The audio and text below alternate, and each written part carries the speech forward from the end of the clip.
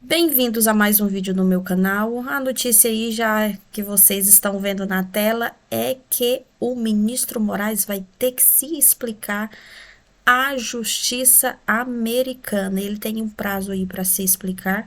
Mas antes da gente ir pro vídeo, não se esqueça de curtir, compartilhar, comentar, se inscrever no canal. Assistam o vídeo, deixe a opinião de vocês. Que tá bravo com os Estados Unidos, a gente sabe, né? Ele não vai poder mais, talvez, visitar a Disney e a esposa comprar ali alguma coisinha lá nos Estados Unidos, porque o Tribunal da Flórida nos Estados Unidos expediu ontem uma nova citação contra Alexandre de Moraes após um pedido das empresas Trump Media ligada ao presidente dos Estados Unidos, Donald Trump, e da plataforma de vídeos Rumble. As companhias acusam Moraes de censurar conteúdos nas redes sociais no Brasil e moveram uma ação alegando violação à primeira emenda da Constituição americana que protege a liberdade de expressão. A primeira tentativa de citação, em março, não teve êxito. Agora, com a nova notificação, Moraes tem 21 dias para responder à ação ou apresentar petição contestando o processo.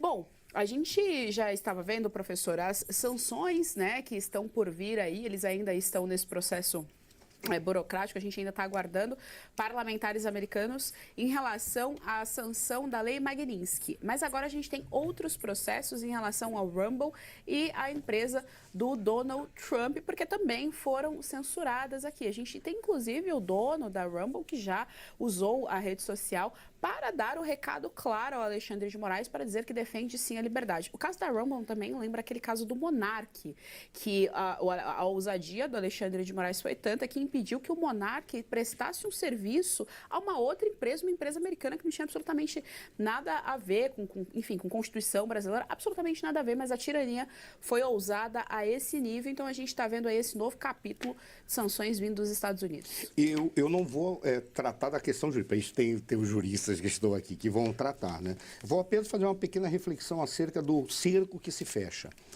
É curioso porque o Alexandre de Moraes ele está conseguindo a proeza de dar todos os argumentos para que os norte-americanos possam atuar de uma maneira muito dura, direta e concreta, talvez contra o Estado brasileiro. Surgiu muito recentemente, em função do que está acontecendo com a guerra do Irã e contra Israel, surgiu um vídeo, um texto, alguma coisa dizendo assim: os norte-americanos, aliados muito próximos ou personalidades muito próximas do Trump, já afirmaram: se o Brasil se posicionar pró-Irã, o Brasil vai sentir as consequências deste ato.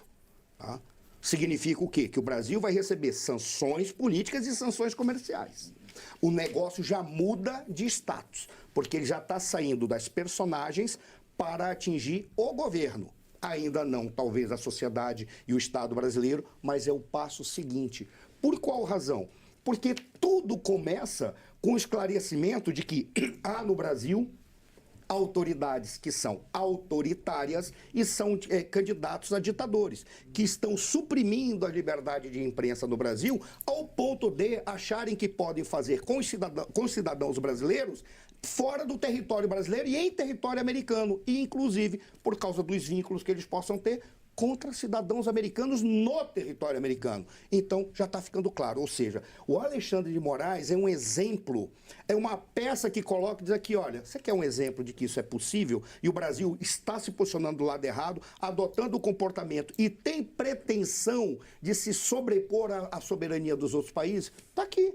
Dá uma olhada no cara que manda hoje no Brasil em harmonia com o atual governo. É essa figura. Olha o que ele está fazendo.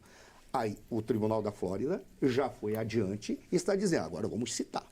Vamos citar esse cara para ele saber que nós vamos pegá-lo sim. E nós vamos pegá-lo dentro daquilo que diz respeito à legislação americana, o direito americano, e se ele e o Brasil começarem a abusar, aí será uma relação Estado-Estado. E as pessoas vão dizer assim: por que se ele e o Brasil? Ele é um exemplo de autoridade com pretensão ditatorial. Ok, o Brasil quer se manifestar contra os Estados Unidos ou contra Israel e a favor do Irã. Onde que está a questão que liga uma autoridade específica com pretensão tirânica e um governo brasileiro que está fazendo bobagem? Não é o governo brasileiro que está dizendo que vai mandar a AGU, o escritório da AGU defender o Alexandre de Moraes nos Estados Unidos, como se isso fosse uma questão de Estado? Logo, a ponte entre a personalidade supostamente tirânica e um governo que está fazendo bobagem está fechada. A ponte está configurada, porque é um órgão do Estado que está indo defender essa personalidade tirânica em nome do Estado brasileiro. E o Estado brasileiro está começando a se posicionar de uma forma inadequada nas relações internacionais. Então é bom começarem a botar as manguinhas para dentro, porque botaram de fora demais e para eles a coisa pode começar a chegar.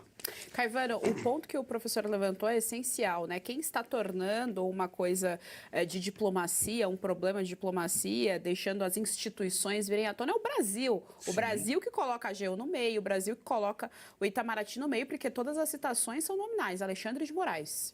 Sem dúvida, eu já falei várias vezes aqui, né? L'État, c'est moi, em francês, o Estado sou eu, dito por Luís XIV, e também parece ter sido dito pelo Alexandre de Moraes, quando ele ordena o Itamaraty a investigar, vejam só, o que o Eduardo Bolsonaro estaria fazendo lá. Mas a minha pergunta, eu vou ser muito rápido, muito sucinto aqui, a minha pergunta é assim, será que ele gosta de banana? E vou explicar, parece que a banana encontrou o símbolo do cobre. Aí fica com vocês pesquisarem o símbolo do cobre. Porque eles chamavam o Eduardo Bolsonaro de bananinha, de forma pejorativa, né? E parece que o bananinha conseguiu a sustação do visto de todos eles.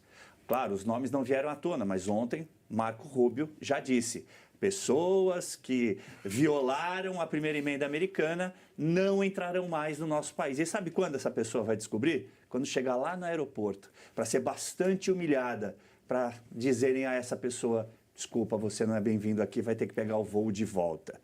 A segunda questão é o que o professor acabou de trazer, é esse processo. E ainda não estamos falando da questão do Felipe Martins, porque essa, meus amigos, acho que a banana vai até o cabinho.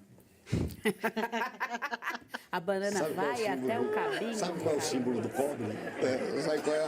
Sabe qual é? Olha aí para nossa audiência. Olha aí para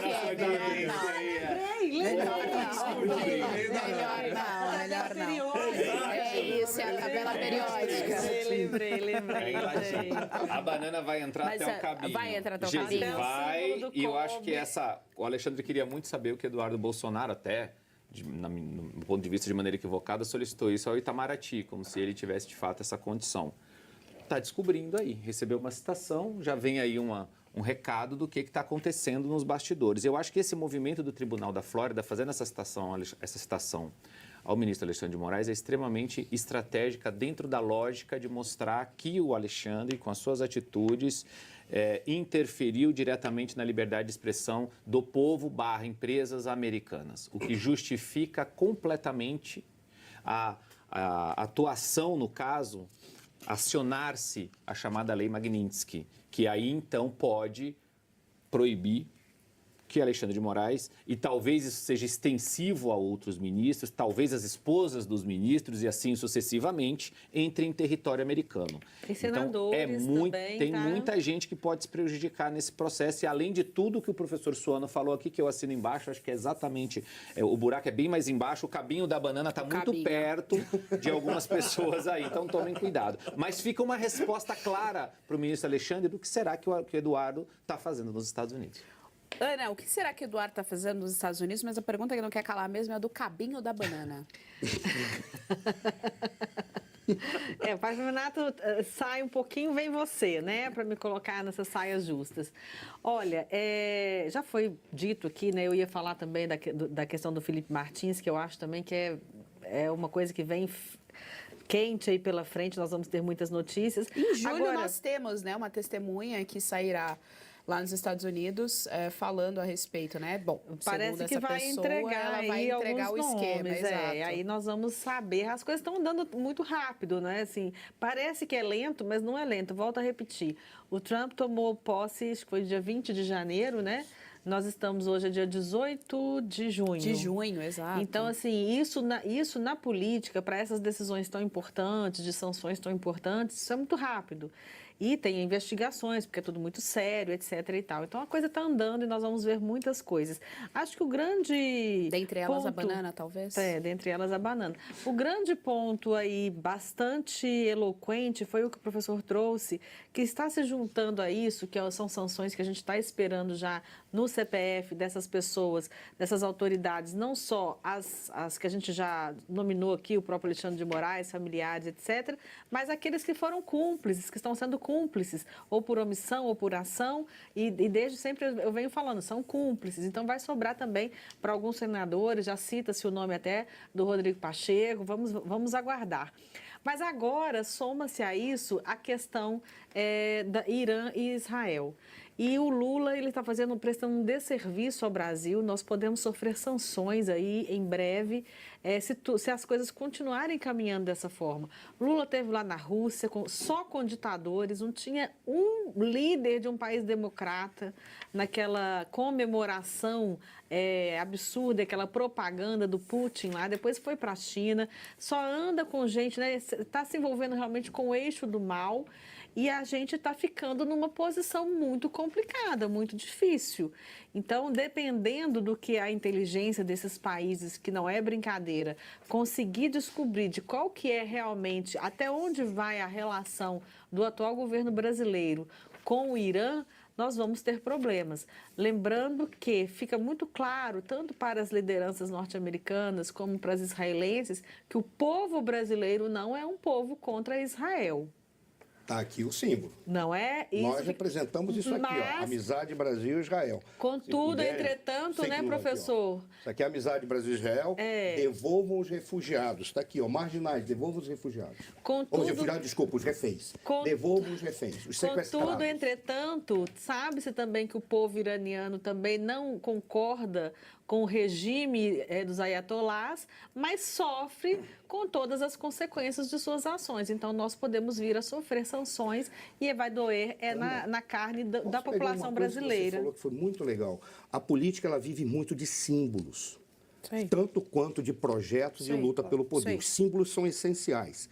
Quando você falou do Brasil estar lá com aquela figura, com o Lula, ao lado de ditadores, o símbolo maior foi, além dele ter batido fotos, ter estado ao lado de um grupo de ditadores, no dia anterior, a Europa Ocidental comemorava a libertação da Europa e a derrota do nazismo. Foi no dia 8. A Rússia comemorou no dia 9. Ele poderia ter ido comemorar com a Europa Ocidental.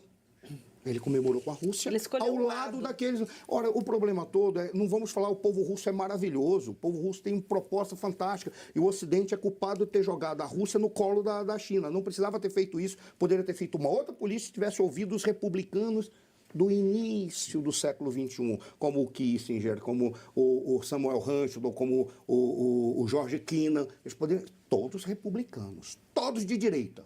Se tivesse ouvido, teria entrado na Rússia e trazido a Rússia para cá. Então, o Ocidente foi culpado por isso. No entanto, a Rússia adquiriu essa configuração atual e só senta com o ditador. E ele estava lá. O símbolo não é apenas que estava com aqueles caras, é que o Brasil escolheu, no caso, o governo Lula escolheu. Ele escolheu, ele tinha duas opções, ele foi para o lado daqui, ele não foi para o lado daqui. Se tivesse só uma opção, uma questão protocolar, tal, tudo bem. Não. Ele podia ter escolhido, ele escolheu, está aqui. E foi para lá. E ele está fazendo isso deliberadamente, não é que ele não saiba. Então, a população brasileira tem que entender que deliberadamente este governo está escolhendo nos colocar nessa situação extremamente delicada. Né? Ele está ali, ele escolheu. Nesse tabuleiro geopolítico global, acho que o mundo já sabe o posicionamento do governo Lula. E eu acho que o que nos dá alguma sobrevida, vamos assim dizer, é 2026, por incrível que pareça. A grande possibilidade de não termos mais esse elemento... Talvez nem na chapa presidencial, mas em se tiver derrotado por uma figura da centro-direita, da direita brasileira. É isso que nos mantém ainda na linha do diálogo, porque o mundo já sabe o posicionamento do governo Lula. Ele já deixou muito claro ontem, quando ele deu uma declaração condenando o ataque de Israel ao Irã e não condenou, não citou do Irã a Israel. Maravilhoso. É muito nítido o posicionamento desse cidadão. Ele ignora. Para nossa tristeza, mas 2026 é logo ali. É isso aí. Ele ignora o que o Irã fez e está fazendo. A última notícia que eu vou trazer para vocês é que o ministro Alexandre de Moraes, ele manda prender Marcelo Câmara. Marcelo Câmara, ele é ex-assessor de Bolsonaro e ele também determinou a prisão do Marcelo Câmara e abriu inquérito para investigar o advogado que divulgou as mensagens com Mauro Cid. Essa prisão é uma prisão preventiva. E por que essa prisão preventiva? Conforme aí o ministro Moraes, é por ele ter descumprido medidas cautelares e ter tentado interferir na delação premiada do tenente-coronel Mauro Cid, por meio do seu advogado Luiz Eduardo. A gente sabe que o próprio Mauro Cid aí deu várias versões na delação dele. Tem as mensagens que foram divulgadas, onde ele faz revelações em relação à delação, que ele não poderia automaticamente divulgar informações. E aí agora, como sempre, o ministro Moraes, ele dobra a aposta. Tudo que é ligado ao presidente Bolsonaro, ele tenta de qualquer forma atacar, culpar, porque ele já sabe que essa história do golpe aí, como eles chamam, não tá mais fazendo sentido, já caiu por terra. Então agora ele tá procurando outros motivos para mudar o enredo da história. É isso, pessoal. Espero que tenham gostado. Não se esqueçam de curtir, compartilhar, comentar e se inscrever no canal.